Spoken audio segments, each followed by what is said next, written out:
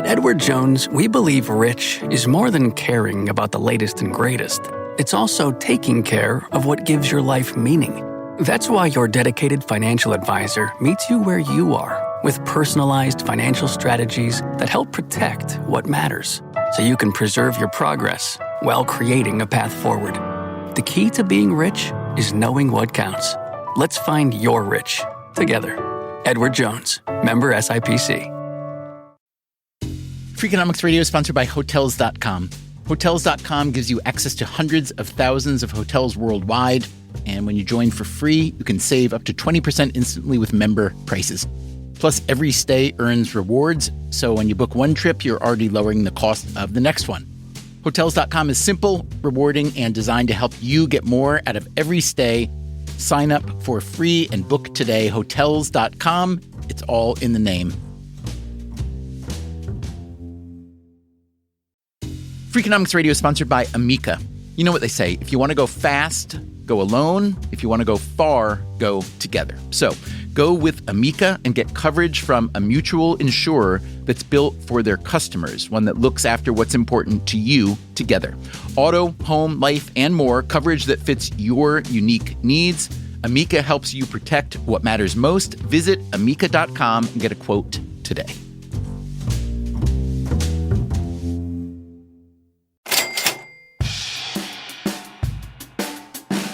I'm Mary Robinson, former President of Ireland, and you're listening to Freakonomics Radio. What's up, guys? I'm Jimmy Garoppolo, and you're listening to Freakonomics Radio. I'm Richard Taylor, and you're listening to Freakonomics Radio. I'm Roger Bennett. You're listening to the Acid Jazz Hour on Freakonomics Radio. And I'm Stephen Dubner. Freakonomics Radio began as a little homemade show in early 2010. The first episode was called The Dangers of Safety. We looked at how football helmets, originally designed to prevent skull fractures, had done that job so well that NFL players now use them as weapons, which, if you are a football player, can feel like this.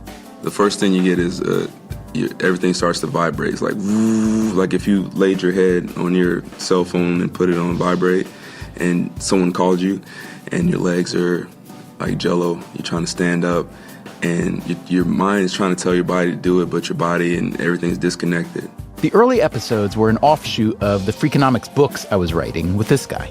Hi, this is Steve Levitt. Levitt, what is your favorite thing about doing this podcast? That you do all the work. In the beginning, we used the podcast to expand on stuff we'd already written about. What comes to mind risk-wise when I say the following things? Shark attacks. The biggest joke of all time. All right. Terrorist attacks. The biggest waste of time ever. How about the risk of just something almost everybody does every day, driving your car? Incredibly low. If nothing were to kill you except driving your car, and all you did was drive your car day and night, day and night, day and night, you'd expect to live for 250 years. Then we started taking questions from listeners. Is college education no longer a factor or even a disadvantage when it comes to employment? I think that never has anyone made a statement more false. So of all the topics that economists have studied, I would say one we are most certain about are the returns to education. What about the problem of, domain transfer? People thinking that because they're very good or very smart in one arena, they kind of develop an attitude of confidence that they think, people talk about this with doctors sometimes called the God complex. You think that if you can figure out something like the human body, you can figure out just about anything. Do you see that? Oh, yeah, that's what we're doing right now. You and I are good at one thing. You're good at writing. I'm good at taking a pile of data and making sense of it. And we sit here and talk like we're good at answering questions about whether we're smart. I mean, it's exactly what we're doing right now. Steve Levitt is a very bright guy, so I took his words to heart. I figured the podcast would be more useful and, importantly, more fun if rather than talking about stuff we already knew, or worse, not knowing what we were talking about, it'd be better to reach higher, to make the show a real thing. Exploratory, data-driven, surprising. Things you always thought you knew but didn't. Things you never thought you wanted to know about but do. For instance, does more expensive wine actually taste better? we did a tasting, a brown bag, and we had this exact same wine in both bags. And we told them that one bottle was a $50 bottle and to write their reviews. And we said another one was a $10 bottle to write their reviews.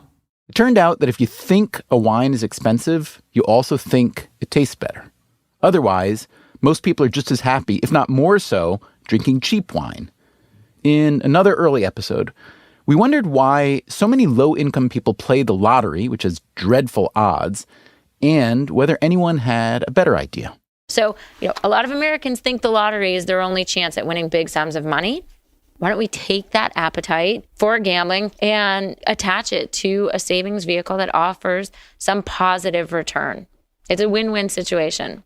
One listener who heard that episode set out to create a win-win lottery at the state level. Just last year, he finally succeeded in Texas.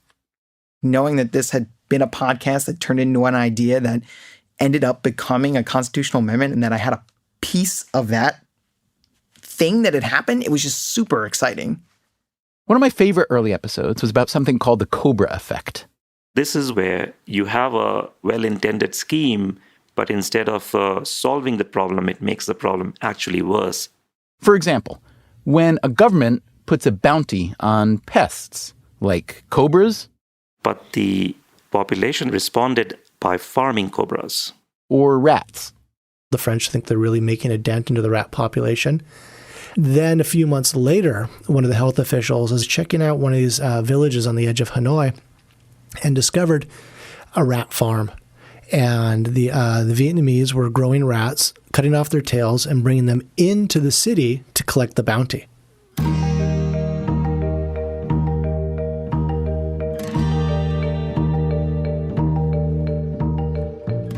Over time, our little homemade podcast turned into a going concern.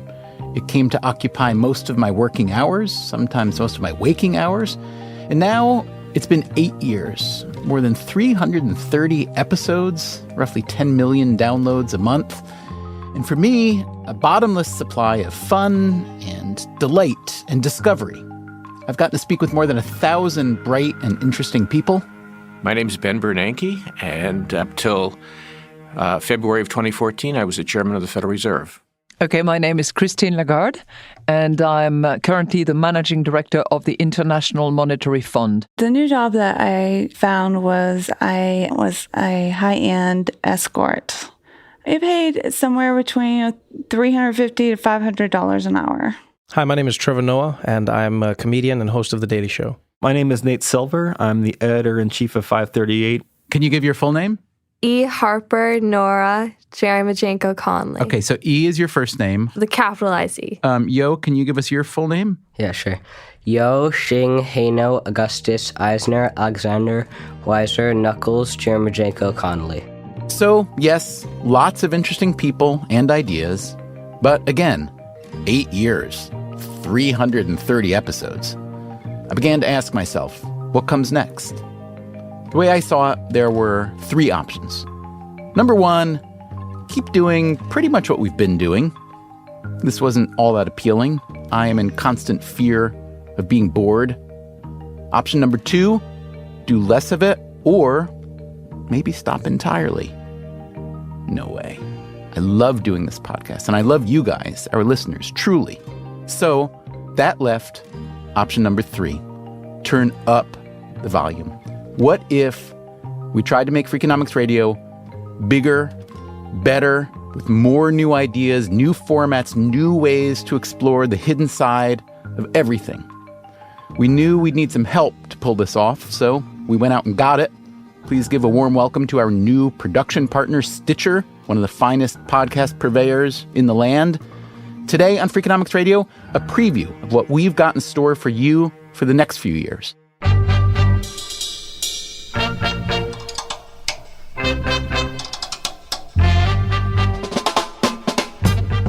From Stitcher and Dubner Productions, this is Freakonomics Radio, the podcast that explores the hidden side of everything. Here's your host, Stephen Dubner.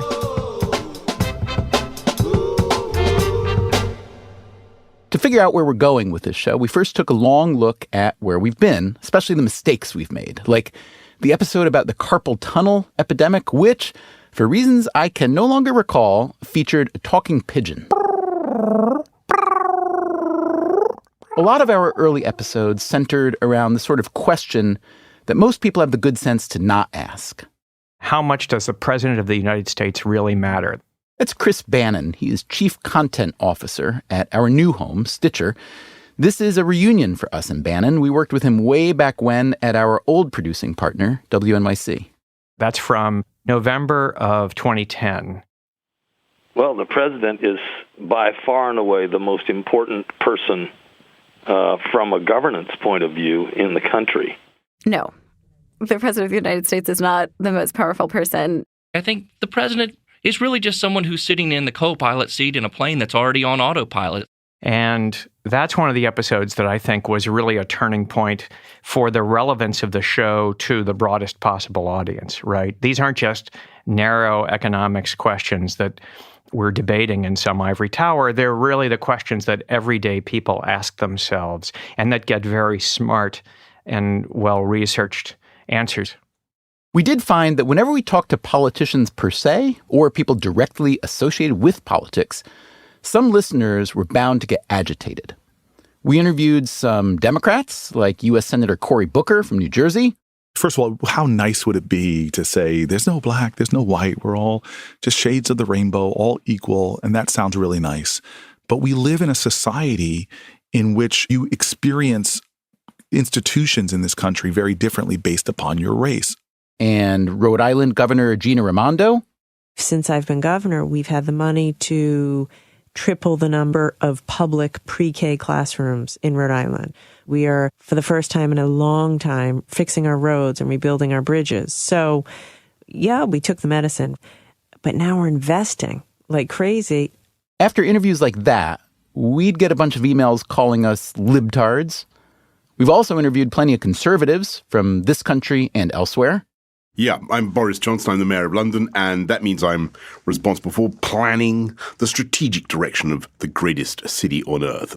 We have now in London 72 billionaires, which is more than New York. New York has only 43 billionaires. And how about that? Paris has only 18 billionaires, and Moscow has, I think, 40. So, you know, London is to the billionaire as the jungles of Sumatra are to the orangutan. My name is Charles Koch, and I'm chairman and CEO of Koch Industries. After these interviews, we get emails calling us, well, mostly things I probably shouldn't repeat. In fact, usually pornographic things.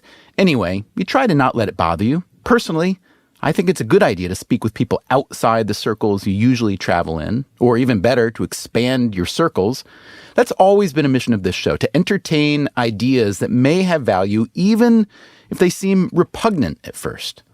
Anyway, all that political feedback was an early indicator of the sharp discord that's been building over the years in the US and elsewhere.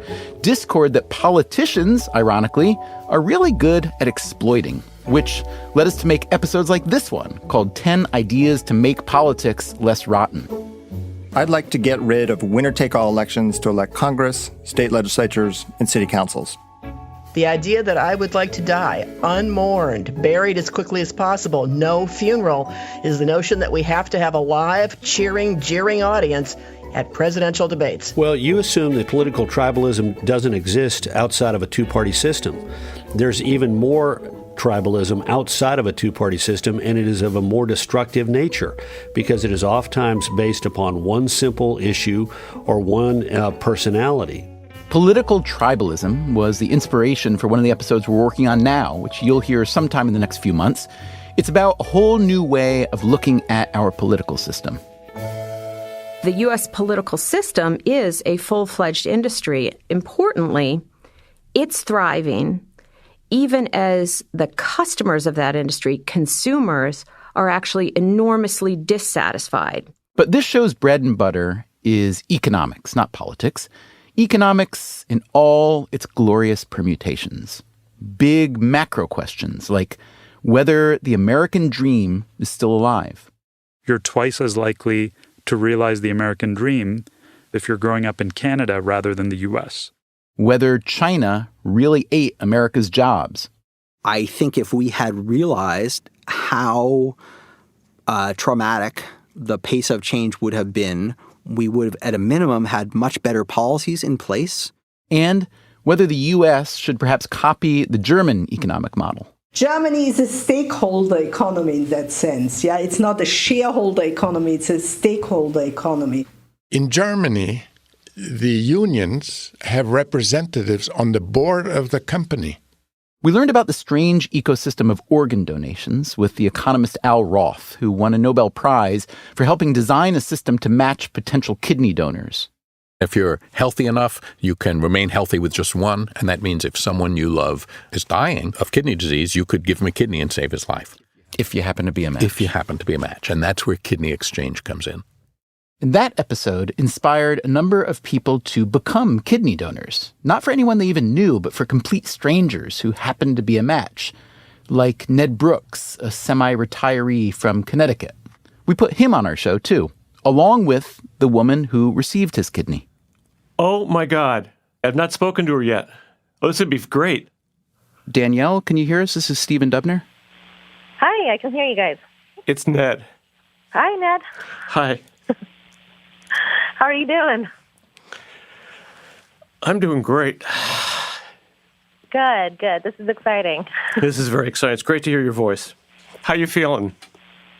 I'm feeling good. Feeling real good. Lately, it's been a struggle since the surgery, but I'm doing good. A lot better than I was. Are you on lots of meds? Yeah. Unfortunately, I'll have to be on a ton of meds for probably the rest of my life. Yeah. We've also talked a lot on this show about behavioral economics, which you, it seems, cannot get enough of. Ideas like temptation bundling. What I realized is that if I only allowed myself to watch my favorite TV shows while exercising at the gym, then I'd stop wasting time at home on useless television, and I'd start craving trips to the gym at the end of a long day because I'd want to find out what happens next in my show. My temptation bundle is to listen to Freakonomics podcast while I'm running. Doing it right now. What I like to do is skip an afternoon of work and go to the movies after my annual pap smear. I really wish my temptation bundle was acceptable, but it would be drinking at work. We've also looked at the economics of sleep. There's a wide perception that people in the U.S. are sleeping less than they used to, and the evidence for that is very weak. We looked at the economics of Hollywood's visual effects industry. I said, wow, that's great. We're making a lot of money. And she said, actually, we're not making any money at all. And how the economics of Chuck E. Cheese might lead to violence. Well, I'm not the type of guy to hit somebody, and certainly not a child. But it did seem plausible that, somebody might, start talking to the kids, and the kids maybe go get their parents, and an altercation would start that way. Yeah, I can proudly say I have never become violent at Chuck E. Cheese, never been tempted towards violence at Chuck E. Cheese. Coming up after the break, I want you to hear from some of the people who've helped make this show. I'm sorry, I don't understand what you're saying. And a preview of what you'll be hearing over the coming weeks and months. First of all, if your heart wasn't beating, to some extent, you'd be dead, right? That could be the reason you're telling your second grade daughter that she's moving next week. A burst of enthusiasm, complete despair, kind of talking your way through, well, it's going to be okay, don't get so crazy. That's coming up right after this.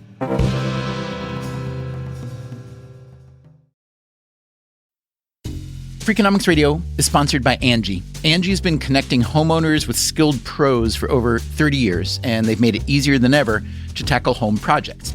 Their nationwide network has experts in everything from plumbing and landscaping to roofing, remodels, and more.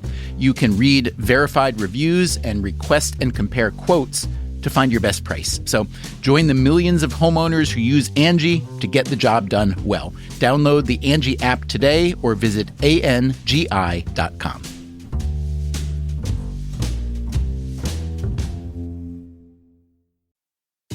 Freakonomics Radio is sponsored by Range Rover Sport, a vehicle that blends power, poise, and performance. With a distinctly British design, the Range Rover Sport is built to take on roads anywhere. Free from unnecessary details, its raw power and agility shine. Combining a dynamic sporting personality with elegance and agility, it delivers an instinctive drive. Its assertive stance hints at an equally refined driving performance. Defining true modern luxury, the Range Rover Sport features the latest innovations in comfort and convenience.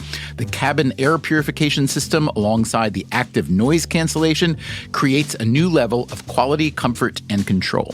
Terrain Response 2 offers 7 terrain modes to choose from, fine-tuning the vehicle for any challenging roads ahead. A force inside and out, the Range Rover Sport is available with a choice of powerful engines, including a plug-in hybrid with an estimated range of 53 miles. Build your Range Rover Sport at rangerover.com/US/sport. Freakonomics Radio is sponsored by TalkAboutPD.com. Let's talk about Peyronie's disease, or PD. It's not widely talked about, and some men may feel reluctant to bring it up, but it's more common than you would think. PD can happen when scar tissue builds up under the skin of the penis, causing a curve with a bump during an erection that for some men may lead to pain during intimacy and impact mental health. A trusted urology specialist can help diagnose PD and walk you through your options, including non-surgical treatment. Visit talkaboutpd.com.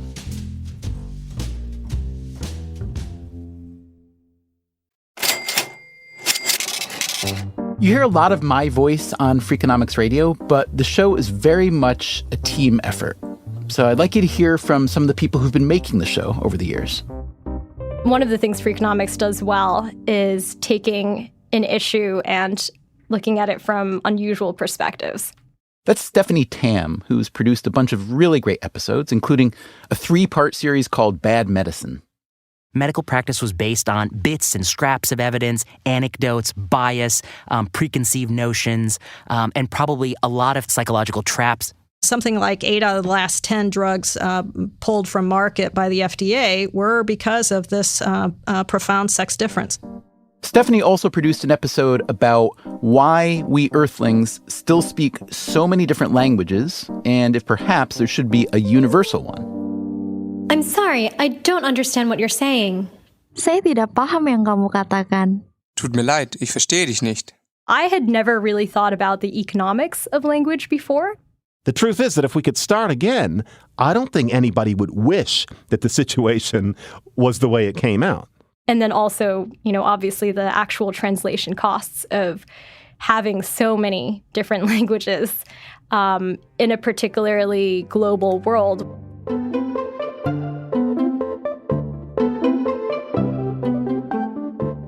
You're talking about Freakonomics episodes that are dealing with pretty big, complex, sometimes sort of esoteric ideas and trying to make them manageable for people.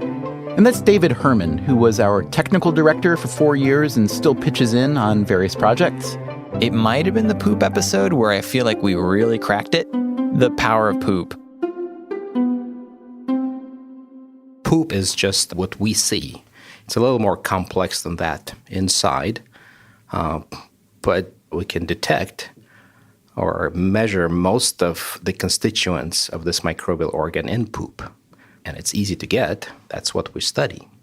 A professor of medicine named me on the television as being a charlatan for doing fecal transplants, and he had no idea of the science behind it. It wasn't an overnight occurrence where, I got better like within 15 seconds. But all I know now is I'm 47 years old, I ride a custom chopper, I travel the world, I have a great time, and I'm not in a bloody wheelchair, right? That's all I know.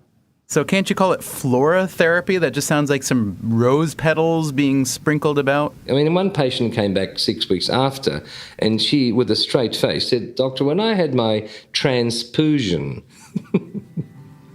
I like that we approach subjects sort of without the baggage of dogma, and we try to find answers to questions that go to the heart of what it means to be human beings. That's Greg Rosalsky. He's been a producer on our show for a few years now. He is a hardcore economics guy, very knowledgeable and very into it. Greg's produced a ton of great episodes, including one that we called Should We Really Behave Like Economists Say We Do?, which was sort of a primer on behavioral economics. But what was fun about that episode is I tried to sort of bring behavioral econ to life.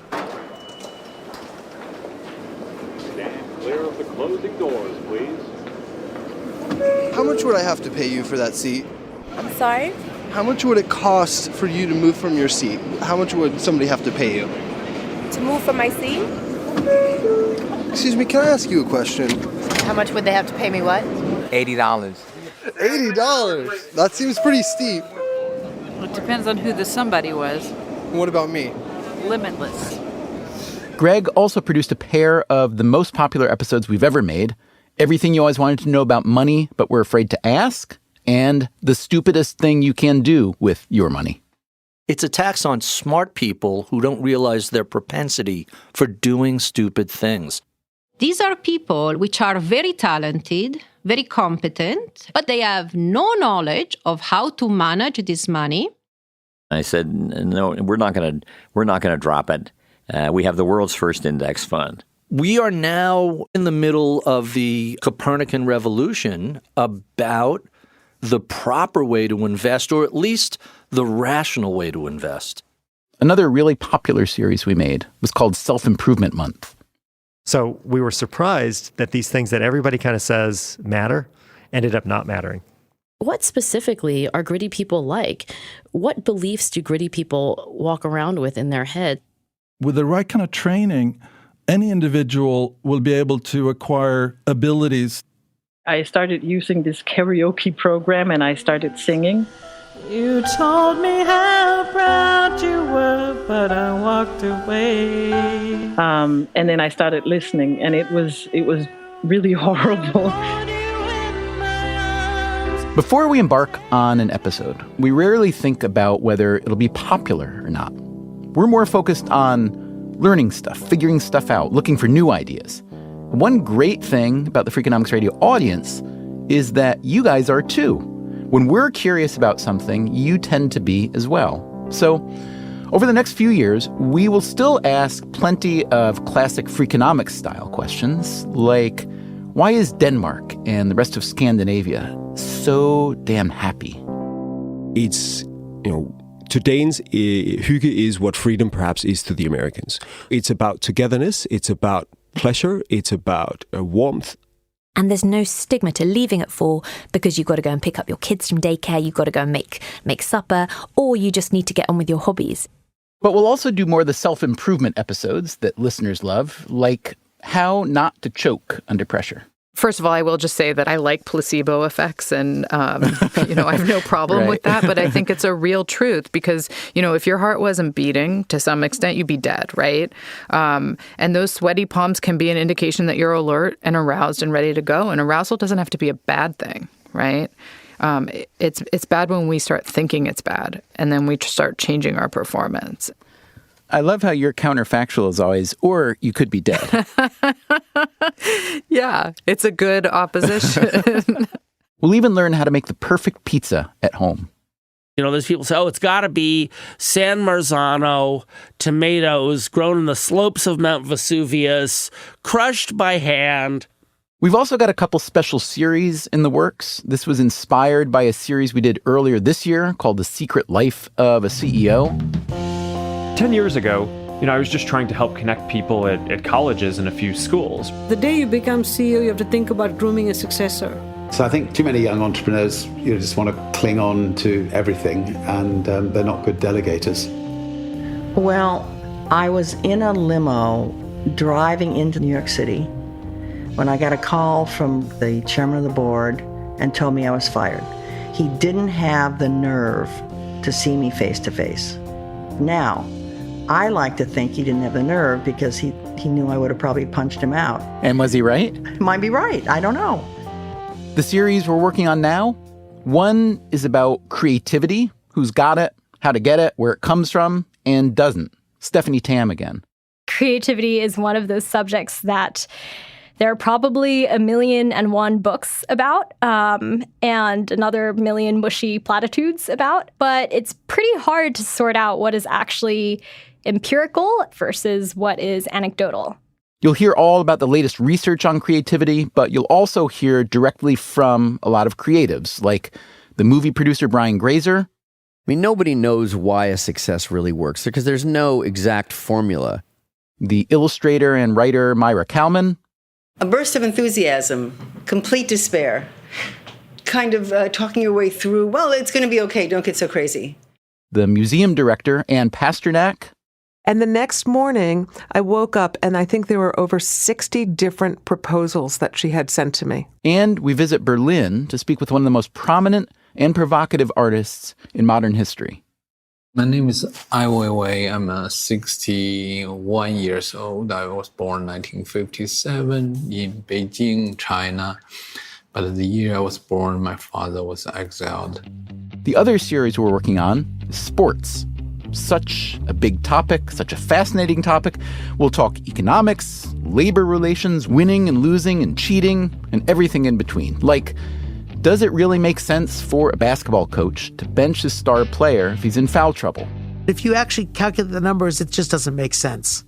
How about the idea of a hot streak? That's the theory, but the evidence is that it just doesn't show up. And how to tell if your team is unlucky or just bad. They were just bad. Bad year after year, statistically bad year after year, wins and losses. We'll hear from the people who own sports teams. Mark Cuban, and I'm an entrepreneur. My name's Jed York. I'm the CEO of the San Francisco 49ers. The San Francisco 49ers. That's the team where Colin Kaepernick was playing when he kicked off the anthem protests. Colin probably took a different approach than I would have taken, but he certainly brought attention to the matter. You'll hear why coaches work such ridiculously long hours. As a head coach, I need to watch the game for myself, which is offensive side, defensive side, special teams. And it's infinite how many different things you can do. And if one guy is off, the play doesn't work on either side of the ball. And if that play doesn't work, it could be a hurt quarterback, it could be a touchdown. That could be the reason you're telling your second grade daughter that she's moving next week. You'll hear from the people who run the athletes' unions. In the 10 years I've been here, we've probably had somewhere between 10 and 15 state legislature fights with bills supported by team owners to take workers' comp away from professional athletes, which is terrible. And their argument then is what? That it shouldn't be... Their argument is that they are cheap. And, of course, you hear from the athletes, including what makes them do what they do. I was 8 when I decided I wanted to be a professional football player.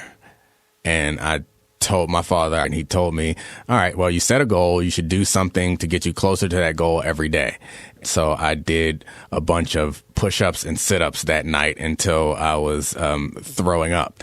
I was in love with the game in part because of how violent it was, honestly. And like whatever warped sense of masculinity I had at that age that probably has not fully left me was like basketball is for the soft kids, football is for the men, and I want to play football.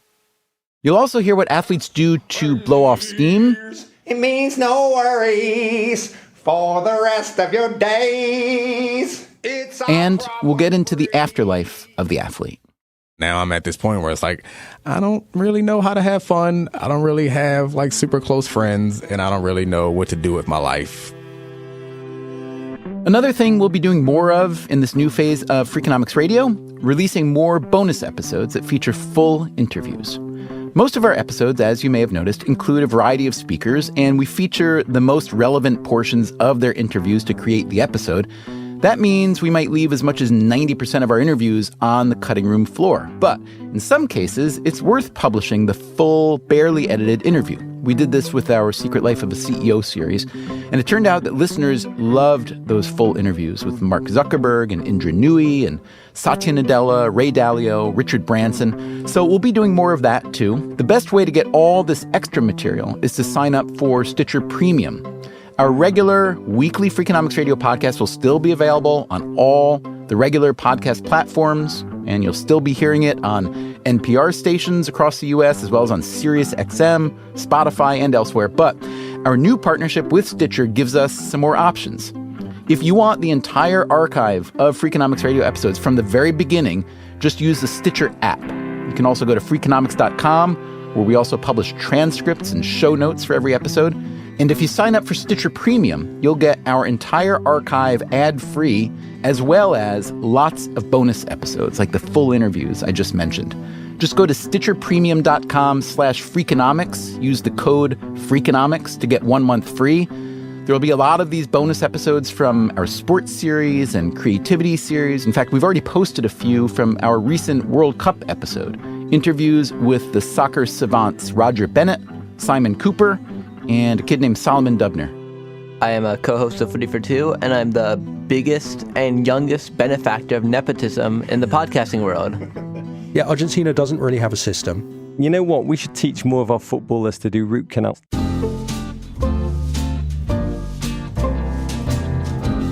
All this extra material we're producing is in the service of two goals. Number one, to make you, our listeners, happy.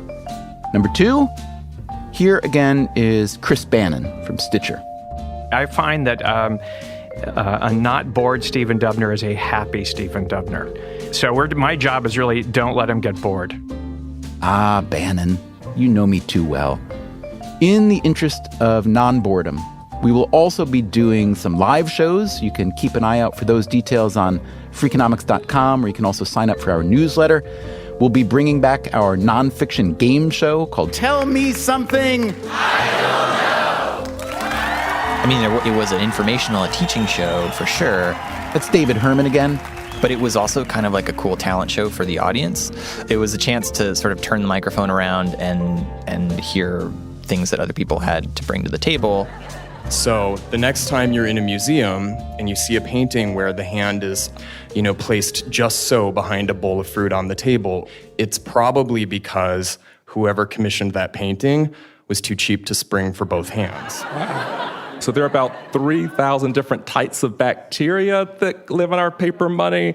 And the flu virus, when accompanied by mucus, can last for up to 17 days Thanks on for the adding paper that, money. because, I think what was so much fun about it was that, Freakonomics is such a tightly scripted, edited, revised, re-edited, re-revised show, to just have something that was like freeform, like you go in there and you'd record it.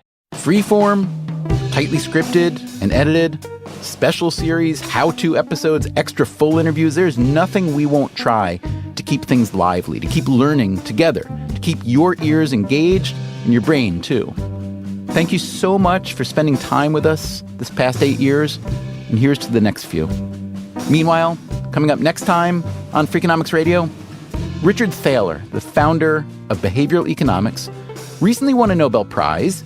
He thinks we almost kept him from doing so. I think the show owes me an apology, like on the air. We do not apologize to Richard Thaler. We do ask him about going to Stockholm. I found the whole thing to be pretty emotional, partly because, of where I came from intellectually. We get the bumper sticker version of behavioral economics. We don't think people are dumb. We think the world is hard. And what's Thaler got to say about past and future economic meltdowns? Well, we seem to learn one lesson and then are not able to extrapolate it to the next one. I don't know what the next bubble will be or whether we're already in one. That's next time on Freakonomics Radio. Freakonomics Radio is produced by Stitcher and Dubner Productions. This episode is produced by Harry Huggins. Our staff also includes Allison Hockenberry, Greg Rosalski, Greg Rippin, and Andy Meisenheimer. Thanks also to Chris Bannon, Stephanie Tam, David Herman, Dan DeZula, Matt Frasica, Anders Kelto, Merritt Jacob, and the dozens of other folks who helped produce the episodes you heard clips from today. The music you heard throughout the episode was composed by Luis Guerra. Remember, you can get Freakonomics Radio wherever you get your podcasts. Our entire archive is available on the Stitcher app or at Freakonomics.com. And if you subscribe to Stitcher Premium, you'll get every episode of Freakonomics Radio ad-free, plus lots of bonus episodes. So go do that. Go to StitcherPremium.com/Freakonomics. Use the promo code Freakonomics to get 1 month free. We can also be found on Twitter, Facebook, LinkedIn, or via email at radio@Freakonomics.com. Thanks, as always, for listening.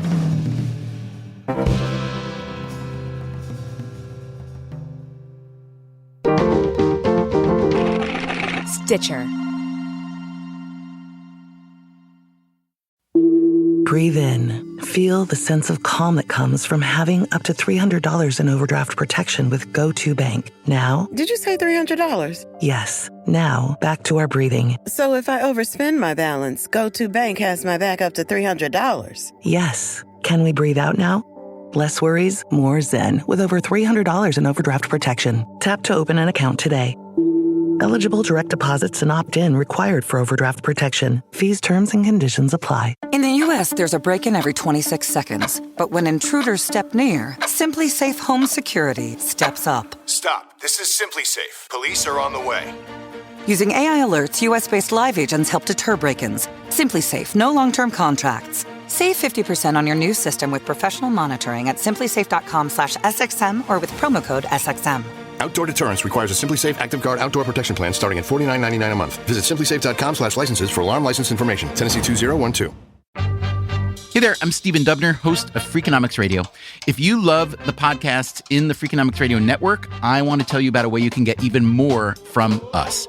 To hear our shows without ads and get exclusive access to Freakonomics Radio bonus episodes, please subscribe to SiriusXM Podcasts Plus on Apple Podcasts or sign up at SiriusXM.com/podcasts plus. Start a free trial today.